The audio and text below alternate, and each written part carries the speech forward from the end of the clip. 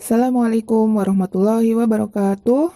Semangat pagi anak-anak. Kali ini Bu Nurul akan menjelaskan tentang analisis dokumen transaksi dari PT Cemerlang yang sudah dimodifikasi soalnya untuk mata pelajaran praktik akuntansi dagang kelas 11. Oke, sudah menunggu lama ya untuk proses merekam ini. Oke. Sebelum kita mulai, untuk menambah semangat teman-teman, saya sebutnya teman-teman ya, teman-teman akuntan semua di sini, sobat akuntan, silakan katakan ini bisa kalian ucapkan ataupun dalam hati gitu ya, pas sedang menonton video ini. Silakan.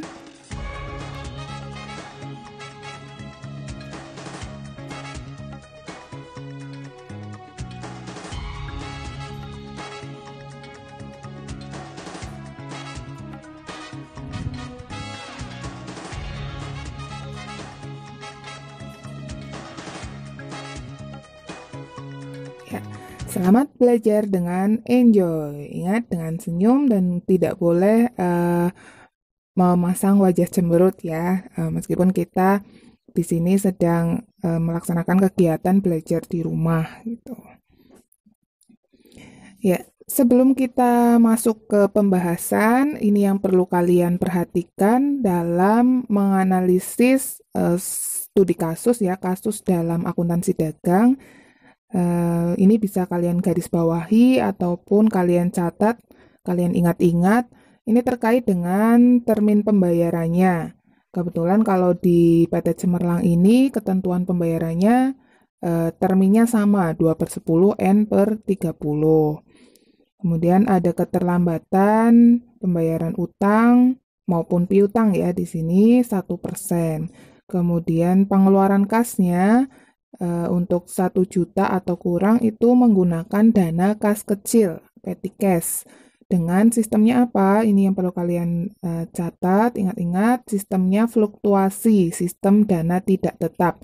Jadi setiap terjadi transaksi itu tetap dicatat dalam buku kas kecil. Langsung berpengaruh, jadinya berfluktuasi terus saldo dari kas kecil.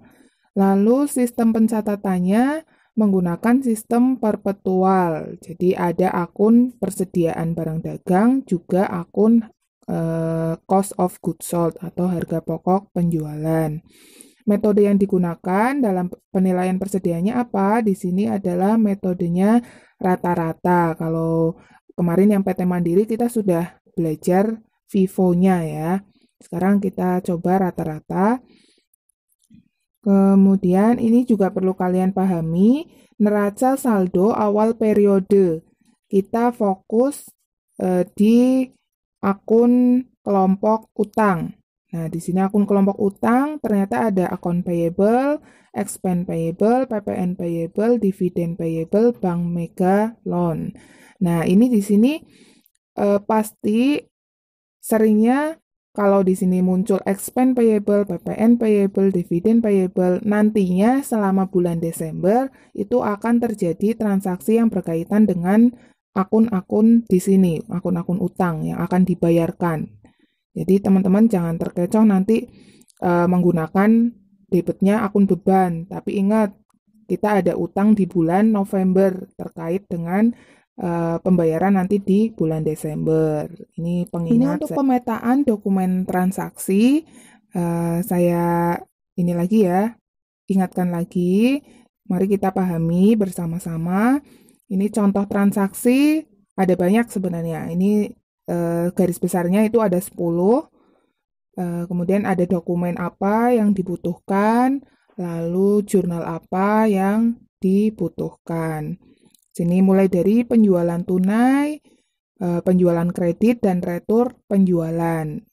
Dokumennya, ini ada nota kontan, faktur penjualan, dan nota kredit. Ciri-ciri dari transaksi yang terkait dengan penjualan, ini ada 3 macam ya. Kop perusahaan yang ada di atas dokumen transaksi, itu kan biasanya ada kopnya. Nah, kopnya itu pasti PT Cemerlang. Ingat ya, teman-teman, kalau penjualan itu KOP-nya terkait perusahaan itu sendiri, jadi PT Cemerlang. Ciri-ciri lainnya itu ada tanda kopi. Gitu. Nah, untuk penjualan tunai diingat jurnalnya cash receipt journal. Kemudian penjualan kredit sales journal. Kemudian retur penjualan general journal. Nah, di sini opsional ya untuk penjualan tunai dan penjualan kredit. Jika kolom dari dua jurnal khusus tidak memuat mengakomodir untuk akun cost of goods sold dan merchandise inventory, maka kita membutuhkan jurnal umum untuk mencatat dua akun tambahan tersebut. Nanti kita jelaskan di pembahasan dokumen. Lalu ada transaksi terkait pembelian, baik tunai, kredit, maupun retur. Nah, di sini ciri-cirinya dokumennya itu dokumen asli. Ya, tulisannya tanpa ada tulisan kopi, itu artinya dokumen itu asli, lalu kopnya itu perusahaan lain, bukan PT Cemerlang, itu ciri-cirinya. Nah, jurnal yang terkait ada pembelian tunai, cash payment journal, kemudian pembelian kredit, purchase journal, retur pembelian, general journal. Tuh. Kalau di sini sudah otomatis debitnya itu langsung merchandise inventory itu karena ini perpetual. Jadi kita tidak membutuhkan akun tambahan general journal. Tuh, lalu untuk terkait kas tentu saja ada bukti kas masuk dan bukti kas keluar. Ini jurnal kas masuk dan jurnal kas keluar. Itu untuk transaksi di atas 1 juta. Kemudian kalau ada pemakaian kas kecil, tadi yang transaksi 1 juta atau kurang, itu menggunakan petty cashbook. Itu lalu misal ada penyesuaian atau transaksi insidental, di sini insidental maksudnya di luar transaksi-transaksi jurnal khusus, itu masuk ke bukti memorial dan general journal. Itu untuk pemetaan dokumen transaksi, mungkin sobat akuntan bisa mempause pas yang ini di jeda lalu di screenshot untuk belajar jadi punya gambaran dan bisa untuk sebagai pengingat gitu. Silakan di screenshot. Lalu ini kita ke PT Cemerlang. Sobat akuntan udah menganalisis ya. Udah menganalisis ada 24 dokumen sebelum jurnal penyesuaian. Nah, 24 dokumen ini sudah saya petakan untuk 6 jurnal ya. Ada 4 jurnal khusus, jurnal umum, sama 1 buku kas kecil. Mulai dari sales jurnal, tentu saja transaksinya terkait penjualan kredit. Ini ada 3 dokumen. Cash receipt journal ini terdiri dari penjualan tunai di dokumen 12 dan pelunasan piutang ada 4 dokumen. Nah, ini yang 17 yang saya kasih bintang itu penerimaan kembali piutang yang udah dihapuskan gitu. Jadi dianggapnya pelunasan piutang. Kemudian purchase journal ini pembelian kredit ada 3 dokumen. Lalu cash payment journal ini ada pelunasan utang dagang dan lainnya. Nah, yang utang dagang ada 3 dokumen. Utang lainnya ini yang tadi saya ingatkan di awal tentang neraca saldo. Ini ada utang gaji. Jadi bulan lalu tapi baru dibayarkan sekarang. Kemudian ada utang listrik ini terkait dengan PLN.